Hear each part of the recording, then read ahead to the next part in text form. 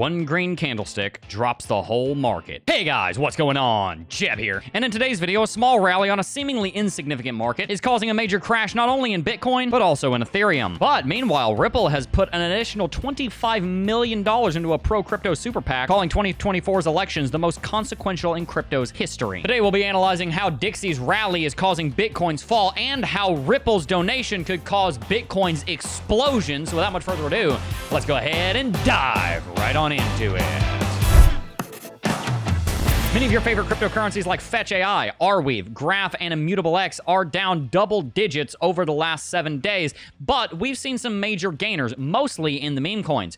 Dog with Hat is up 18.4% in the last week, Floki is up 17%, and Bonk and Pepe have also made major headwinds, showing us that the meme coins have been running dramatically. I think part of the reason this is happening is because Bitcoin and Ethereum went through major rallies. Month to date, Bitcoin is still up $11,000 from where it began, and Ethereum is also still up $1,000, 33% from where it started the month. The momentum shifted from Bitcoin and Ethereum over into the meme coins. From the meme coins, I think it will eventually shift back into Bitcoin and Ethereum, but for now, we're in a holding pattern. While we're in that holding pattern, Dixie's making things hard, and Ripple is making things potentially easier on Capitol Hill. Ripple has donated $25 million more into a pro-crypto super PAC. This super PAC made a $10 million donation towards opposing a Senate bid by Democrat Katie Porter, this lady, who is, quote, strongly against cryptocurrency, end quote. This crypto super PAC is also very much in favor of the FIT 21 bill that was passed last week, which is going to bring massive amounts of regulatory clarity and acceptance to the cryptocurrency industry. Ripple is calling the 2024 election the most consequential in the history of cryptocurrency, probably as a result of Donald Trump's recent crusade against Biden and for cryptocurrency. With Trump recently saying that he's very open-minded and positive towards cryptocurrency companies and that he thinks Joe Biden wants cryptocurrency to die a slow and painful death, end quote, it makes sense that Ripple believes the 2024 elections are going to be the most consequential in crypto's history. We must elect leaders who understand this potential and support policy that protect consumers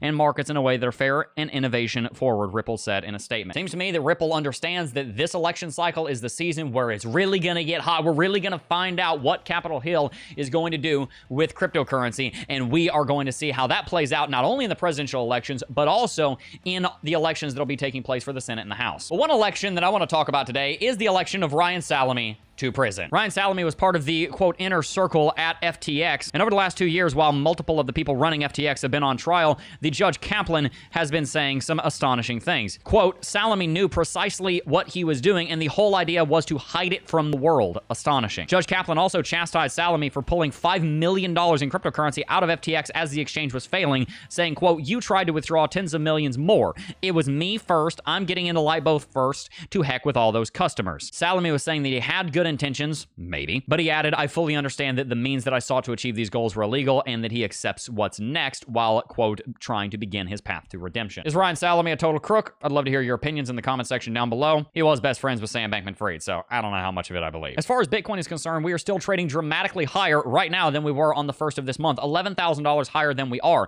But over the last several days, since last Monday, when we had news that the Ethereum ETF would likely be approved, and then it was on Thursday, we've seen a pretty large drop. The original rally so far this month seemingly was predicated on the idea that the Ethereum ETFs would be approved.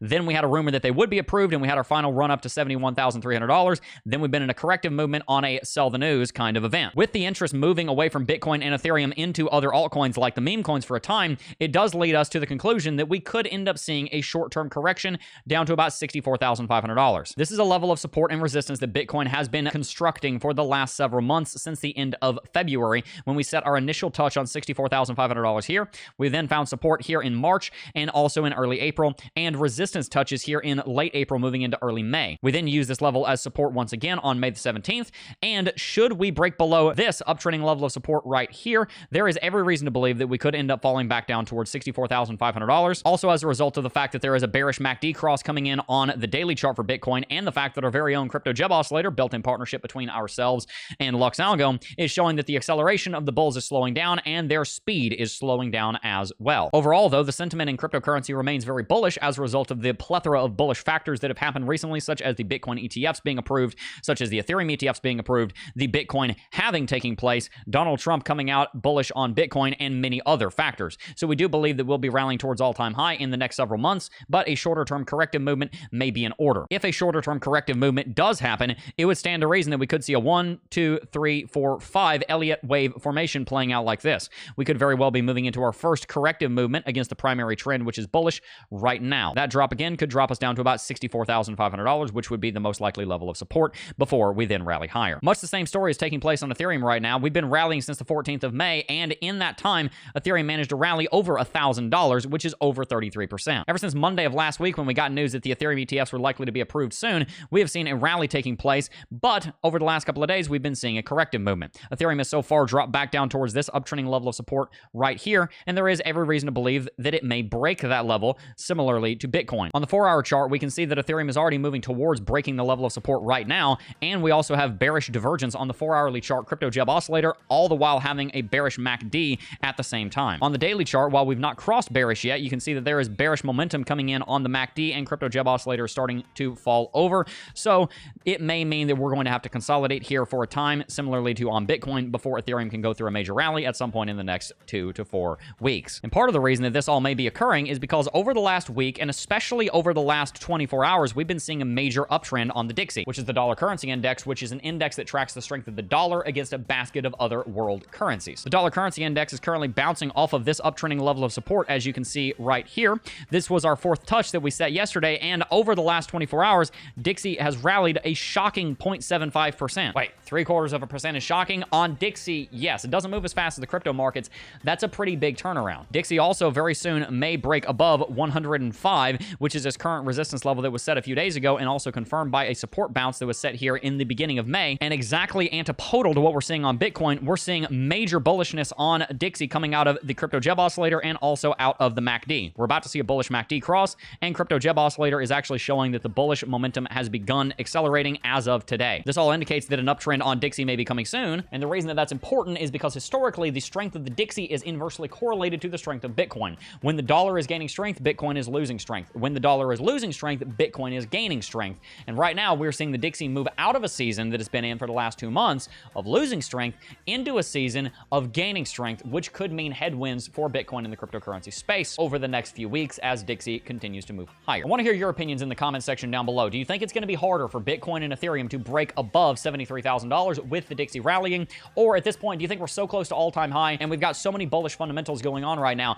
that we're just going to punch through and rally much higher relatively soon? I'd love to hear all of your opinions about this in the comment section down below. Make sure to tune in every single weekday at 2 p.m. for your daily dose of cryptocurrency, which is what we're doing right now. Subscribe to the channel if you haven't already, and also make sure to check out today's video sponsor, Blowfin, where whales are made. Blowfin is always doing a bunch of different promotions here on the channel, so if you go and sign up right now when those promotions come out, you're going to be able to spin the wheel and get free coins, and you're going to be getting access to an excellent cryptocurrency exchange that you can make your home for your trading. They've got all kinds of features here, so make sure to check them out. The link in the description box down below. Before I go, I do just first want to thank each and every single last one of you for watching, as always, and I will see you guys in the next video.